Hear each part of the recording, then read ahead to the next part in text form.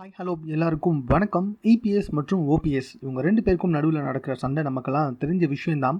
இப்போ என்ன ஆயிருக்கு அப்படின்னு சொல்லி பார்த்தீங்கன்னா, நமக்கே தெரியும் உச்சநீதிமன்ற தீர்ப்பெல்லாம் வந்து 2 பேருமே வந்துட்டு ஈரோடு இடைத்தேர்தலுக்கு வாக்கு சேகரித்து வந்துக்கிட்டு இருக்காங்க. இதில் திடீர்னு ஓபிஎஸ் அவர்கள் ரொம்ப ஆவேசமாக பேசின விஷயங்கள் தான் மறுபடியும் ஒரு சர்ச்சையான விவாதத்தை கிளப்பியிருக்கு.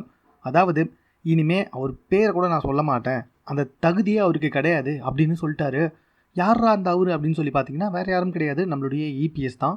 ஸோ ஓபிஎஸ் அவர்கள் ஏன் திடீர்னு இந்த மாதிரி வந்துட்டு பேசினாரு அப்படின்றது சுத்தமாக புரியவே இல்லைங்க. ஏன்னா இடைத்தேர்தலில் தன்னுடைய வாக்காளரை வாபஸ் வாங்க வச்சுட்டு இபிஎஸ் உடைய வாக்காளருக்கு ஓட்டு சேகரிக்கிறேன்னு சொல்லியிருக்காரு.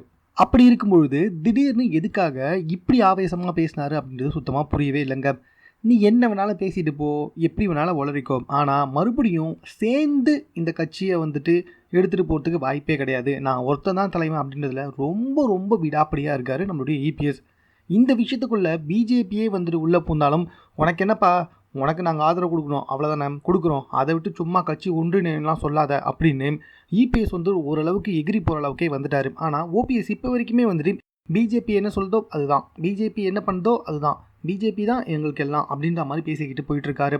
ஸோ இந்த விஷயத்தில் தான் எல்லாருமே ஓபிஎஸ்ஸை அவாய்ட் பண்ணிவிட்டு இபிஎஸ் பக்கம் போய் சேர்ந்ததுக்கான முழு காரணமே. என்னடா ஒரு கட்சியை வந்துட்டு பிஜேபி வந்துட்டு அப்படியே டாமினேட் பண்ணிகிட்டு இருக்காங்க, அதுக்கு ஓபிஎஸ் சப்போர்ட் பண்ணிகிட்டு இருக்காரு அப்படின்ற மாதிரி தான் ஓபிஎஸ் உடைய ஆதரவாளர்களே தற்போது அவரை விட்டு தனித்தனியாக போயிட்டுருக்காங்க.